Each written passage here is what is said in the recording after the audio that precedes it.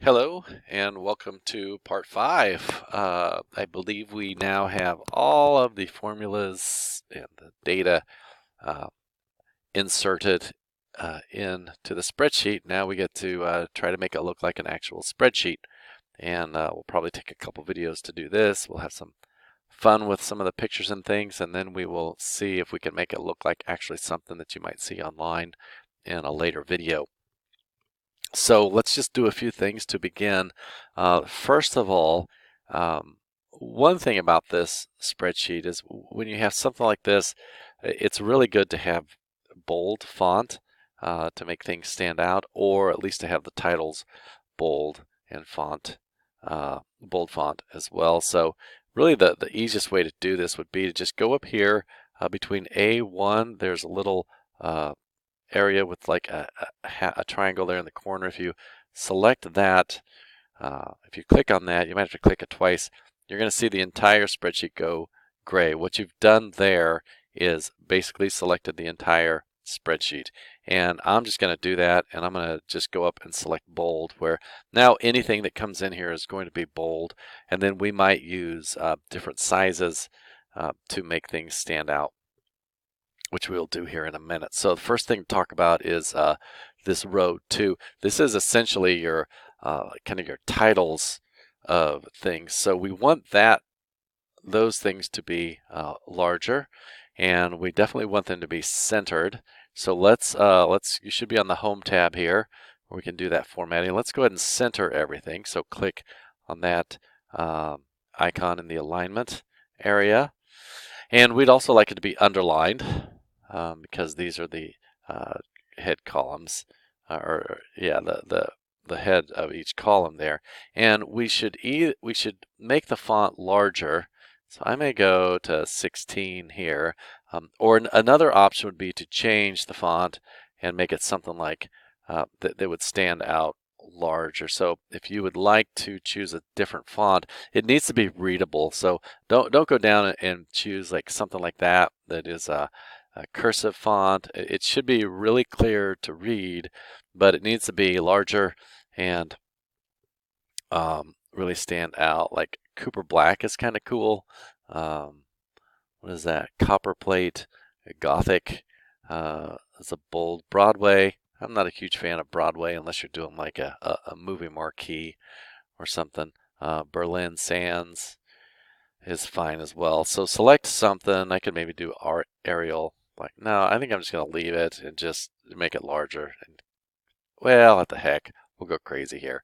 So I'm going to choose that font. Just choose something that's not so, it shouldn't be so big that it's obnoxious, and it definitely needs to be readable. And then the next thing you'll need to do is maybe adjust your column widths to allow everything to be seen. So if you notice that one of your columns is getting chopped, just go through and adjust it slightly. Like for me, row I is slightly chopped off there. So I'm just going to widen that a little bit, because you should see the word, and you should see a little bit of space to the right of the underlined area there. So K is going to have to be larger for me, and then touchdowns.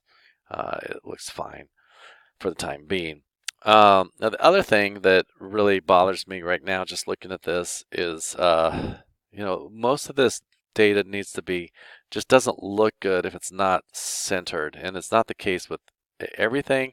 So I'm thinking let's just maybe start with the this area right here, which is basically the data from weeks 1 through all the touchdowns. So I just clicked and dragged there, and I want to go up and center all of that stuff and just make the stuff look a little nicer.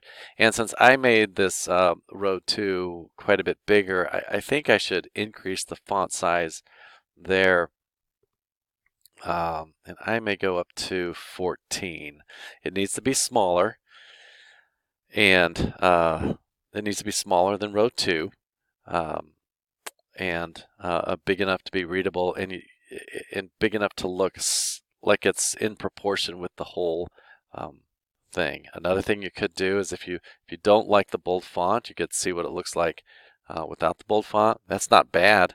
actually, but I'm going to just go ahead and keep it bold so that you can see it better through the course of the video. I don't know if you noticed, I think I just stretched the opponent column C a little bit to make it all fit there. So spread the width of your columns as necessary. And now what we have in basically these totals, these need to be larger, really need to be larger than those rows up there. So I'm going to increase those maybe to 18 because you definitely want your totals to be larger than your data. And you know what? This is just bothering me here. So I am going to change my mind. I'm going to unbold those, and then that way the totals will stand out a little bit wider for us. The next thing I notice is that this totals right here, I believe I lost the semicolon, so I'm going to widen that just a little bit. And what I want to do with that is I want that column I want that to sit over on the right hand side because I want it to show that the totals start here. So I'm going to select that and I'm going to click on Align to the right there. And these I'm going to center align to look more professional with that formula right there. You could even italicize those, maybe, because those are the season totals. So you can do that if you want to. I think I'll leave it like that just for kicks. So now let's take a look at what's going on down here. Now this is looking a little odd here because this estimate of TDs for the season is now chopped. So the way to fix that is I'm going to just click and drag that over. I'm going to click merge and center again and then align to the right. Whoops, that didn't work. Let me see if I can fix that.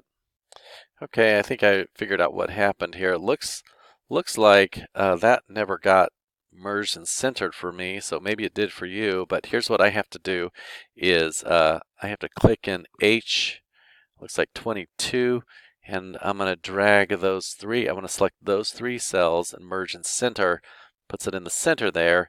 And then if I click align right, it sets it up like that. So you might have to, I don't know, I thought I had already done that. If you already did, you maybe just have to select those two cells. Anyway, see if you can get that to merge into those three cells as necessary, and then it's aligned right so that these totals right here don't look, it shows that this data is shown in this cell right here, and then these cells right here need to be centered as well. You could left align it. I don't really like that. I think it looks too crowded, so I'm going to put those there. If you want to italicize those, because they are really stats that have to do with the entire season, you can certainly do that as well. So that's just some basic formatting, and again, you can change yours up a little bit, but again, don't get too crazy with the fonts so that they're not readable. You want the viewer to not have to battle trying to figure out what it says. Another thing we could do is we can change the fonts of each team.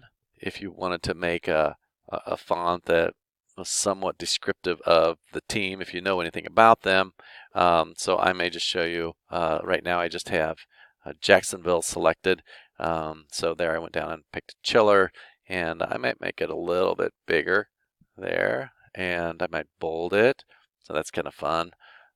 Oakland, their team colors are black and silver, so I would imagine them with a black bolded font. Baltimore, they are the Ravens. I don't really know, but I'll just do something different to make it look, I don't know, interesting. How about Gothic? Sure, right there. And you can choose that one, or you can choose a different one. Detroit, home of Motown music, and so I don't know.